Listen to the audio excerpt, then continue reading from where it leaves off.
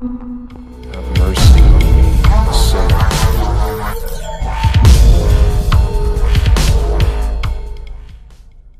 Hey guys, welcome to my Infinity Wars beta review, closed beta review actually.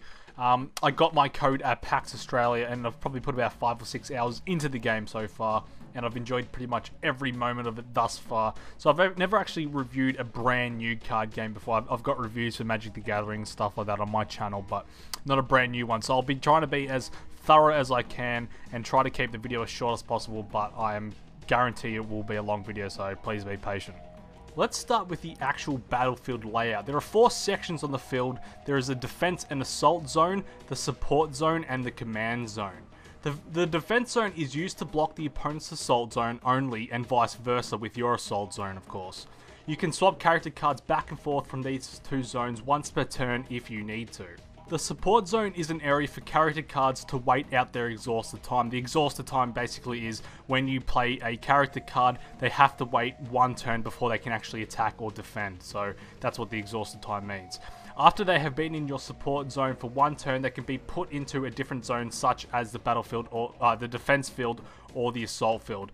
You can, however, keep character cards in your support zone and they are still able to use their abilities. While the character card is in your support zone, it is not 100% safe and they can still be hurt by certain character abilities and ability cards.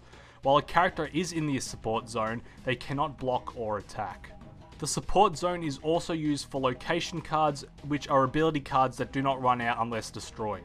Each player also has a command zone. Each player chooses 3 predetermined character cards of your choosing, and at the start of the duel, those 3 cards are in the command zone.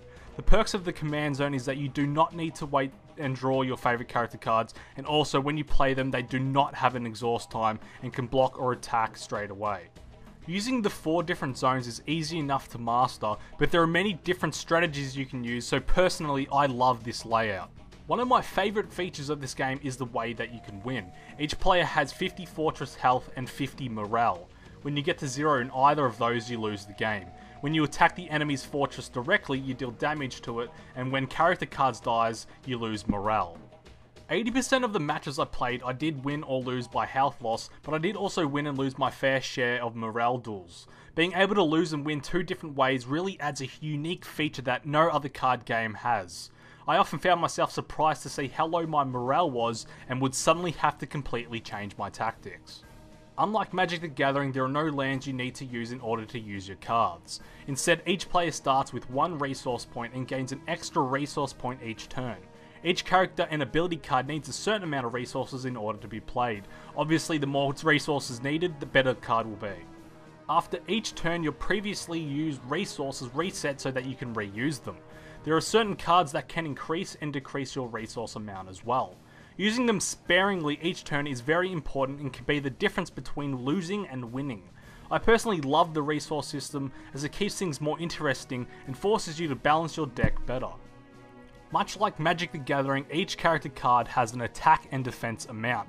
However, what is different to Magic is that the defense does not regenerate after each turn. This means you'll be counting and using your character cards more sparingly so that they do not die after combat. Some character cards have special abilities like being able to fly or not having an exhaust time and being able to attack instantly. As well as those, most character cards also have normal abilities. Some of them increase other character cards and others make it so your attack and defense points increase. What is different is that in Infinity Wars, you will have a much harder time winning duels if the majority of your character cards do not have abilities, whereas in Magic the Gathering, you can win a duel if you have just strong monsters without abilities, for example. The thing I enjoyed the most about Infinity Wars is that instead of each player having their turn at separate times, you both have your turn at the exact same time. Once you have both made your moves, you can both press end turn and all the moves will play out. This keeps the game moving very swiftly and it does keep you guessing what your opponent will do. This also means that you have a chance to anticipate your opponent's moves and maybe fool him by moving your character cards into different zones. There are 5 different factions in Infinity Wars, each one of them very different. The Genesis Industry faction uses a mixture of artificial and human characters, with the intent of being to sacrifice the artificial characters to enhance the power of your humans. The Warpath faction focuses on using strong beast characters to enhance the attack and defense of all other beast types. The Warpath deck also uses a unique breeding technique to create more beast characters. The Flame Dawn faction is all about fast attacking. The staple character card Flame Dawn Aspirant can be played using only one resource and is able to attack instantly with the charge ability. The Flame Dawn deck also uses ability cards to return opponent character cards to their hand. The Cult of Varor faction uses its staple character Varor Death Worshipper, which is a card that gains 1 attack in defense when an opponent character dies. If you have like 10 Death Worshipper cards, they can be very deadly if used correctly. The Varor factions also has a lot of ability cards that destroys and damages enemy cards. The Descendants of the Dragon faction mainly focuses on depleting the opponent's morale bar by using a combination of strong defense monsters and ability cards that can leave the opponent lacking morale very quickly. The 5 factions are fairly balanced, and you can combine the factions together if you choose to have a mixed deck. Some factions are, however, a little weak compared to other decks to begin with, but as you unlock more cards, it balances out nicely. The deck managing system looks very confusing to begin with, but is actually very simple. Each deck needs at least 40 cards. If you use the Flame Dawn cards, for example, you must have 3 Flame Dawn cards set as commanders, and if you use a mixture of factions, you must have at least 1 commander from each faction. In the deck managing area, it will tell you what you need in order to make the deck legal. It is still in closed beta, so it could become much better, but currently it has no issues. As of right now, you are able to unlock 1 starter deck after completing all the tutorials. If you complete all the campaign missions, you will unlock more cards as well. The early levels in the campaign are more tutorials for each faction, but they do get much harder later on. Once you have a deck, you can venture online and compete there. Your legal deck can be used in both single player and multiplayer, which I thought was pretty handy. There are 2 main game modes in multiplayer so far. A simple 1 vs 1 game mode where both characters use their own deck, and also Merge Duel mode. In Merge, both players' decks are shuffled together and separated fairly. Then the battle continues like normal. This is a great game mode for beginners because it keeps it fair and also lets you use other cards that you would normally not have. After you win or lose an online duel, you gain XP for leveling up and also a small amount of IP. IP can be used to buy booster packs and other goodies at the store.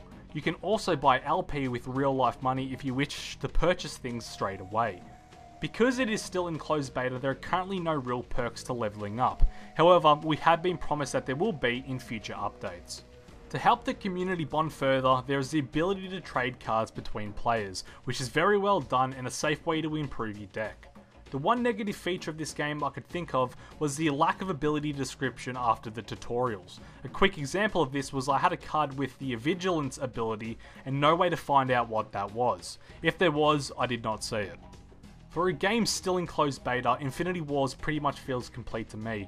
This really gets me excited to see all the new features they will be introducing in the future.